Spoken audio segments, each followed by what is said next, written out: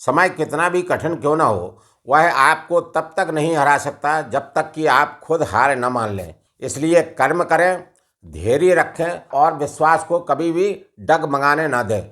साथियों नमस्कार, मैं आर.एस. खरे अपने चैनल मातु पितृ ज्योतिष ज्ञान के माध्यम से आप सभी दर्शकों का हार्दिक अभिनंदन स्वागत करता हूं।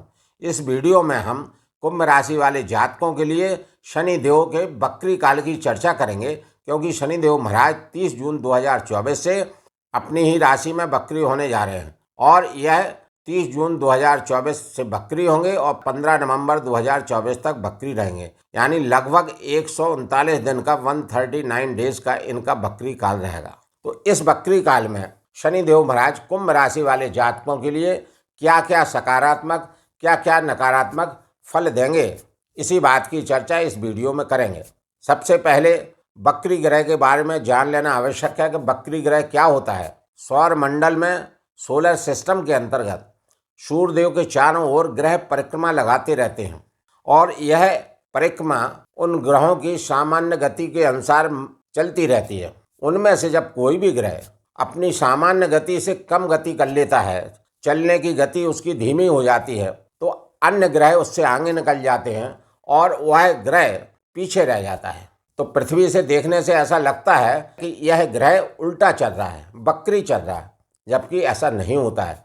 ग्रह सदैव मार्गी ही रहते हैं, केवल ऐसा प्रतीत होता है। अब यहाँ पर सूर्यदेव चंद्रदेव सदैव मार्गी रहते हैं, कभी बकरी नहीं होते। राहु और केतु सदैव बकरी रहते हैं। मंगल बुध बृहस्पति शुक्र शनि, ये 5 ग्रह ऐसे हैं जो मार्गी बकरी होते रहते हैं। इसी तारतम्य में शनिदेव महाराज 30 जून से कुंभ राशि वाले जातकों के लिए कुंभ राशि में ही बकरी होने जा रहे हैं। बकरी होंगे तो होगा क्या कि ये सूर्य से अपनी दूरी बना लेंगे और पृथ्वी के करीब आने लगेंगे। जब पृथ्वी के करीब कोई भी ग्रह आने लगता है तो उसका पृथ्वी पर, जनमानस पर उसका विशेष प्रभाव पड़ने लगता है और उस ग्रह का चेष्टा बल बढ़ जाता है। तो यहाँ पर शनिदेव का 30 जून के बाद में चेष्टा बल बढ़ जाएगा। चेष्टा बल का मतलब है परिणाम देने की क्षमता का बढ़ना। जो भी वो फल देंगे उसमें कई गुना वृद्धि उनकी फलों में रहेगी, क्योंकि फल देने की तीव्रता, इंटेंसिटी शनिदेव की बढ़ जाएगी, क्योंकि शनिदेव सूर्य से दूर और पृथ्वी के करीब इस बकरी काल में रहेंगे। और जब इनकी चेष्टा बल बढ़ा रहेगा, माने फल देने की चेष्टा ज़्यादा रहेगी, चेष्टा बल बढ़ा रहेगा, तो जातकों पर उनकी गोचर का, बकरी काल का जो फल रहेगा वो शुभ फल भी होगा और अशुभ फल भी होगा। क्योंकि कुंभ राशि वाले जातक करोड़ों की संख्या में हैं, तो क्या सभी जातकों को शनि के इस बकरी काल में शुभ फल मिलेंगे?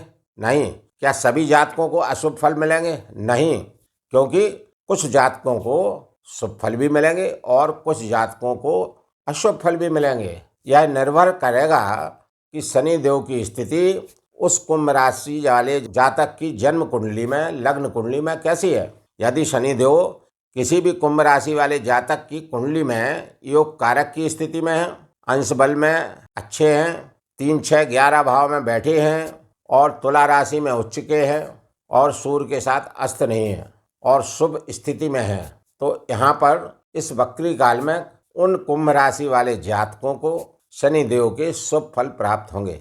लेकिन दूसरी ओर कुंभ राशि वाले जिन जातकों की लग्न कुंडली, जन्म कुंडली में शनि देव अकारक ग्रह हैं, अशुभ ग्रह हैं, उनका प्लेसमेंट ठीक नहीं है, अंश बल में कमजोर हैं, सूर्य के साथ में अस्त हैं और मेष राशि में नीचस्थ स्थिति में है, तो ऐसी स्थिति में उन कुंभ राशि वाले जातकों को शनि के इस बकरी काल में अशुभ फलों की अधिक प्राप्ति होगी। तो किसी भी जातक को शनि देव के बकरी काल में अशुभ फल प्राप्त ना हो, उसके लिए शनिदेव महाराज के उपाय किए जा सकते हैं। मैं यहाँ पर अपने सभी दर्शकों से विनम्र अनुरोध करता हूँ कि मेरे द्वारा अभी तक दी जा रही जानकारी यदि आप लोगों को सटीक लग रही हो, अच्छी लग रही हो, तो कृपया चैनल को लाइक, सब्सक्राइब एवं शेयर करना ना भूलें। साथ ही बेल आइकन को प्रेस करें ताकि लेटेस्ट से लेटेस्ट वीडियो की जानकारी आप तक पहुंच सके। अब चूंकि शनिदेव कुंभ राशि वाले जातकों की राशि में ही बकरी हो रहे हैं,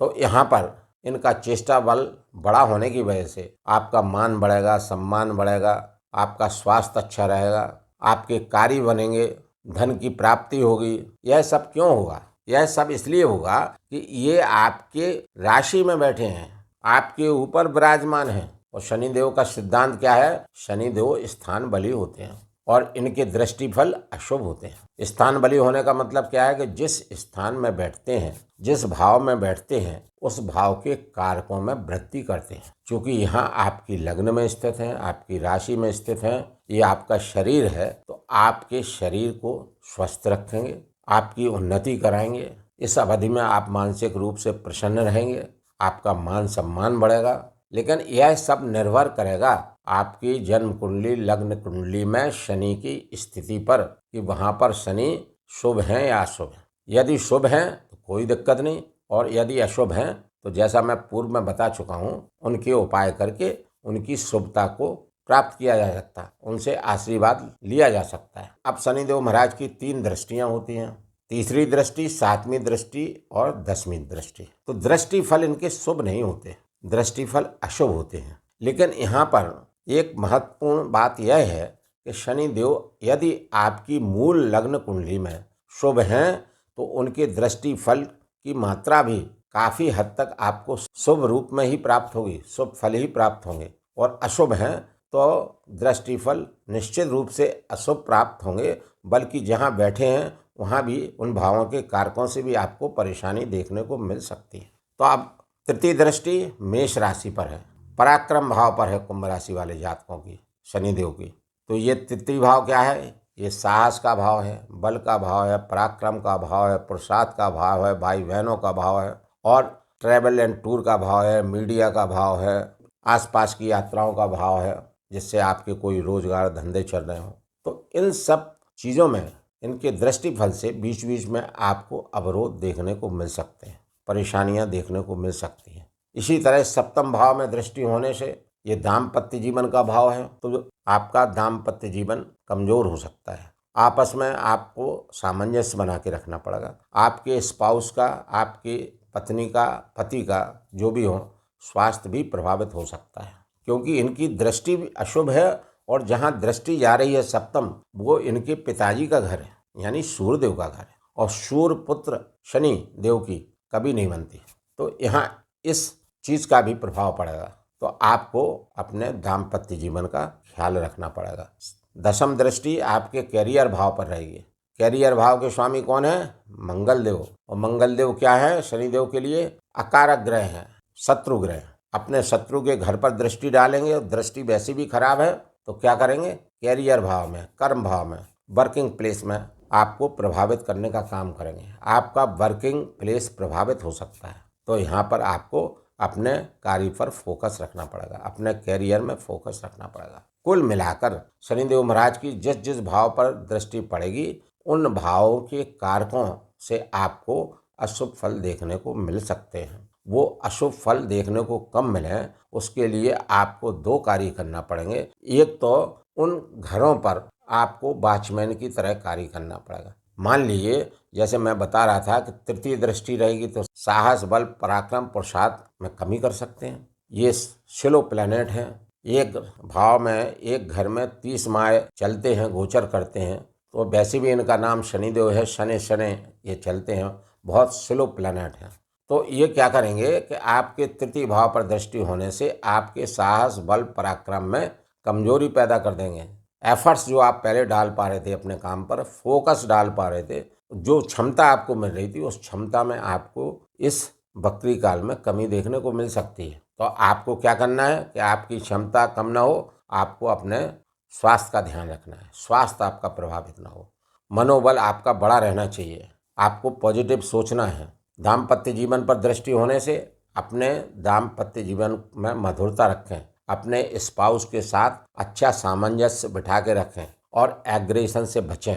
और यदि आपके स्पाउस का स्वास्थ्य जहाँ भी प्रभावित होता है तो तुरंत उसकी देखभाल करें, चिकित्सीय इलाज कराएं। और रोजगार में, पार्टनरशिप में जो भी कार्य आपके चल रहे हैं उन पर फोकस रखें, ध्यान रखें, और एक प्लानिंग के साथ रखें, एक गंभीरता से रखें, जल्दबाजी से बचें। इसी तरह 10वें भाव में भी 10वें भाव के कारकों से जो आपका नौकरी का भाव है, चाहे वो सरकारी हो या प्राइवेट हो, या आपका रोजगार हो, व्यवसाय हो, उन सब पर आपको इस 4.5 माह की अवधि में फोकस रखना पड़ेगा। तो आपको इन शनिदेव के दृष्टि फलों के अशुभ फल ना के बराबर ही प्राप्त होंगे। दूसरा कि आप इनके उपाय भी कर सकते हैं। उपाय के लिए 2 तरह के उपाय रहेंगे, एक व्यवहारिक उपाय, दूसरा ज्योतिषीय उपाय, जो वीडियो के अंत में बताएंगे। अतः आप लोगों से पुनः निवेदन है कि इस कार्यक्रम को पूरा देखें अंत तक, ताकि इस कार्यक्रम का आप लाभ उठा पाएं। अब शनिदेव जब 30 जून को वक्री होंगे, तो जब कोई भी ग्रह वक्री होता है तो वो अपने से एक घर पहले का भी फल देने लगता है। यानी ये राशि में बैठे हैं और अपने से एक घर पहले माने द्वादश भाव का भी फल करेंगे, और द्वादश भाव के ये स्वामी भी हैं। तो द्वादश भाव आपके खर्चे का भाव है, आपके अस्पताल का भाव है, आपके अनावश्यक धन व्यय का भाव है, कारागार का भाव है, कोर्ट कचहरी का भाव है, विदेश का भाव है, विदेश से धन हानि धन लाभ का भाव है। तो ये उनके फल देंगे। तो यहाँ पर इस वक्री काल में आपको शुभ और अशुभ दोनों तरह के फलों की प्राप्ति देखने को मिल सकती है, और वो अशुभ और शुभ फल जो प्राप्त होंगे वो निर्भर करेंगे आपके लग्न कुंडली जन्म कुंडली में शनि की शुभ और अशुभ स्थिति के ऊपर, जैसा मैं पूर्व में बता चुका हूँ। आशा करता हूँ कि आप लोग शनि के वक्री काल के बारे में समझ गए होंगे। अब शनिदेव आप सब पर कृपा करते रहें। मैं भी ईश्वर से विनती करता हूँ शनिदेव महाराज की कृपा सभी मेरे कुंभ राशि वाले जातकों पर, कुंभ लग्न वाले जातकों पर इस वक्री काल में बनी रहे, ऐसी मैं प्रभु से कामना करता हूँ। फिर भी आप व्यवहारिक और ज्योतिषीय उपाय करके शनिदेव महाराज की कृपा पात्र अवश्य बन सकते हैं। तो उपाय के लिए पहले व्यवहारिक उपाय में शनिदेव महाराज के इष्ट देव शिव जी हैं। तो आप शिव जी महाराज की पूजा किसी भी रूप में करके शनिदेव को प्रसन्न कर सकते। दूसरा, मांस मदिरा का सेवन कतई न करें, क्योंकि शनि महाराज को मांस मदिरा से बेहद परहेज है। चूंकि ये कर्म फलदाता है, तो आप कर्म करें। जो भी कार्य आपको दिया गया है, आप सरकारी नौकरी करते हैं, प्राइवेट जॉब करते हैं, घर के कार्य करते हैं, आपका व्यापार है, व्यवसाय है, जो भी कार्य में आप लगे हुए हैं, उस कार्य को इस 139 दिन की अवधि में पूर्ण ईमानदारी निष्ठा से मेहनत करके करें, कर्म करें। फल की इच्छा नहीं करें, फल तो कई गुना शनिदेव महाराज आपको देंगे।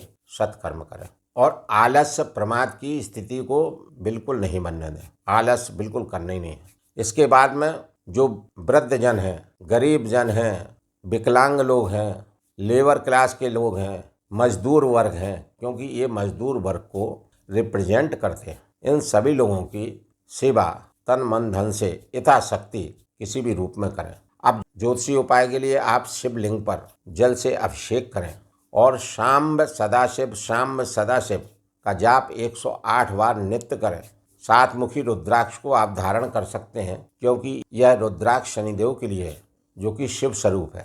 इस रुद्राक्ष को धारण करने की विधि यह है कि किसी भी शुक्ल पक्ष के सोमवार को या पूर्णमासी को राहु काल छोड़कर रुद्राक्ष का पंचामृत एवं गंगा जल से शुद्धिकरण करके एवं शाम सदाशिव की एक माला यानी 108 बार जाप करके अभिमंत्रित करके उत्तर या पूर्व की तरफ मुख करके काले धागे में गले में धारण कर सकते हैं। रुद्र अवतार हनुमान जी की पूजा आराधना किसी भी रूप में कर सकते हैं। हनुमान चालीसा अधिक से अधिक बार नित्य करें। शनिदेव के लिए चूँकि आपके ऊपर शनि के 7.5 का सेकंड स्पेल चल रहा है, तो शनिदेव का बीज मंत्र ओम प्राम प्रीम प्रोम सा शनिये नमः का जाप 108 बार नित्य सायंकाल में करें, सूर्यास्त के बाद में। और प्रत्येक शनिवार को सूर्यास्त के बाद किसी भी पीपल के वृक्ष के नीचे सरसों का तेल का दीपक जलावें और वहां बैठकर शनि चालीसा का पाठ करें। यदि मेरे द्वारा बताए जा रहे इन सभी उपायों में से आप कुछ भी उपाय करते हैं, तो शनिदेव महाराज की कृपा आप पर बनी रहेगी और आपको अशुभ फल प्राप्त ना होकर शुभ फल प्राप्त होने लगेंगे। अशुभ फलों की मात्रा बहुत ही कम हो जाएगी। मैं यहाँ पर पुनः ईश्वर से प्रार्थना करता हूँ, शनिदेव महाराज से भी प्रार्थना करता हूँ कि मेरे कुंभ राशि वाले सभी जातक, कुंभ लग्न वाले सभी जातक इस वक्री काल में शनिदेव महाराज से शुभ फल प्राप्त कर सकें और सुखी प्रसन्न व स्वस्थ रह सकें, ऐसी मैं प्रभु से कामना करता हूँ। यदि आप लोगों को मेरा यह वीडियो अच्छा लगा हो, तो कृपया आप अपने मात पितृ ज्योतिष ज्ञान चैनल को लाइक, सब्सक्राइब एवं शेयर करना ना भूलें। धन्यवाद।